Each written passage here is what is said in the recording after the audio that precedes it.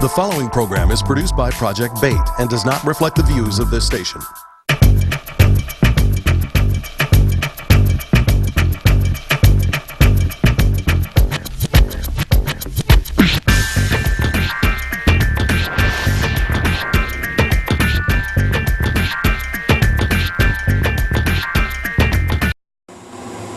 This is Mark Wells, and this is part 2 of the Wells Report on Afro-Latinos and Blackness for My People.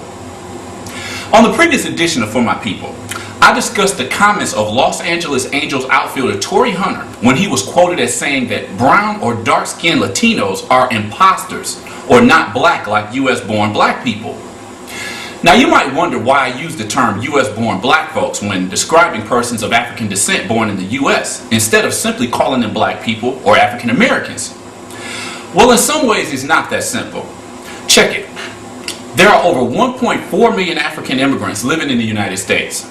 And because most of them are recent immigrants, they, unlike native-born black Americans, know exactly which African nation they came from.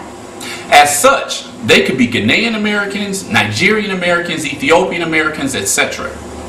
But in simple terms, some may argue that recent African immigrants are more entitled to the term African American than black folks whose ancestors have been here for centuries.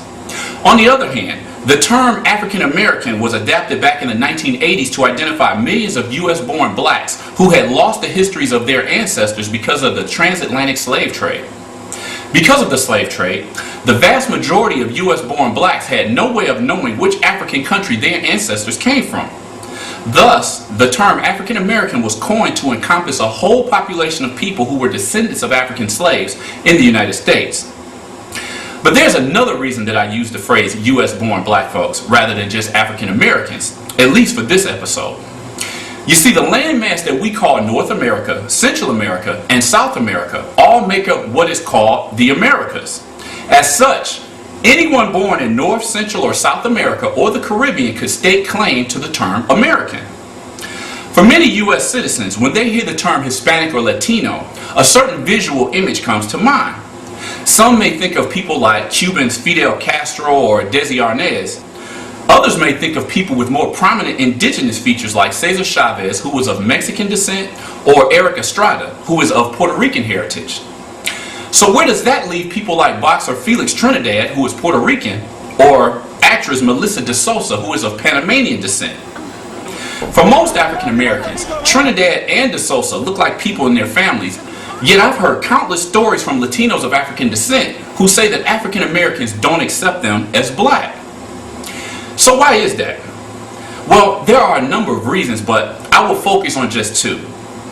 The first reason is that many African Americans don't seem to realize that the transatlantic slave trade also took Africans to Central America, South America, and the Caribbean. For many African Americans, the term Hispanic and Latino refers to only one ethnic group, Mexicans. Two, many Afro-Latinos either born in the U.S. or recent immigrants identify more with Latino culture than Black American culture in the United States. Another facet of this complex web of identity is the fact that many lighter-skinned, more European-looking Latinos will attempt to pass or at least assimilate into whiteness. For those Latinos whose skin color is a little too dark and their features a little too African, they are sometimes forced to choose between being Latinos or African Americans. The problem with this choice is that if they are raised in households with strong affiliations with their Latino heritage, be it Dominican, Cuban, Puerto Rican, or any other Latino nationality, they may feel that they fit in more or are accepted more in a Latino setting. But sometimes this is not the case. Pee Wee Thomas captured this identity crisis perfectly in his 1967 autobiography, Down These Mean Streets. Thomas is a Puerto Rican Cuban who grew up in Spanish Harlem in New York, an area with a large Puerto Rican population. Thomas's identity crisis was a result of several factors. One, because of his dark skin color, most Americans saw him as simply black. Two, his own family downplayed and flat out rejected the African side of their Latino Caribbean heritage. This is one of Latin America's dirty little secrets, the ideology of embranqueamiento, or whitening. This is an ideology found throughout Latin America in which Latinos of all skin colors and appearances are taught to value whiteness over their African or indigenous backgrounds. The Dominican-American actress Zoe Saldana made mention of this in a recent feature interview in a Latino magazine. The third factor in Pee Wee Thomas's identity crisis was the fact that he had lighter-skinned brothers who belittled him because they could pass for white. The fourth factor was that Thomas himself didn't accept his blackness. As Rigo Andino put it, Puerto Ricans of visible African descent in the 60s had to choose between three identities. One was simply Puerto Rican, another was Afro-Puerto Rican, and yet another was just black. The Pee Wee Thomas book is reflective of the identity politics of many Latinos of various nationalities in the U.S. who feel forced to choose a particular identity. One of the Garcia families featured in the CNN special Latino in America are a good example of this. In this Garcia family, the mother was of Dominican heritage while the father was of Puerto Rican descent. Based on their phenotypes, both were of African ancestry but identified as Latinos. Although the parents had grown up in New York surrounded by many other Latinos, they raised their sons in North Carolina where most people were seen as either black, white, or Mexican. In this scenario, for the most part, the boys had rejected their Latino roots and attempted to blend in with their primarily black friends. I'm never with Hispanic people in the South, really. Most of my friends are black, really, because in the South, it's either you white, black, or Mexican, so I don't like being called Mexican. That's the stereotype. Herein lies the problem. Now, I'm not absolutely sure that Brazilian basketball player Nene Hilario of the Denver Nuggets, singer Christina Milian, who is of Cuban descent, or actress Zoe Saldana of Dominican heritage actually acknowledge themselves as black. But if they do, why not just accept them as brothers and sisters of the diaspora? Given the history of slavery and color-coded discrimination in Latin America, I'd say they earned that right.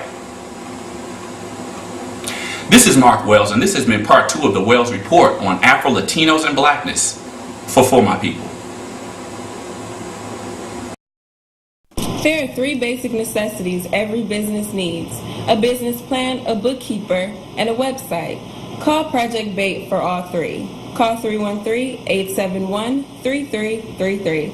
That's 313-871-3333. If you are in business, you should promote your business in the Metro Business Information Guide. For more information, contact Chris Woodard at 645-2282. That's 313-645-2282.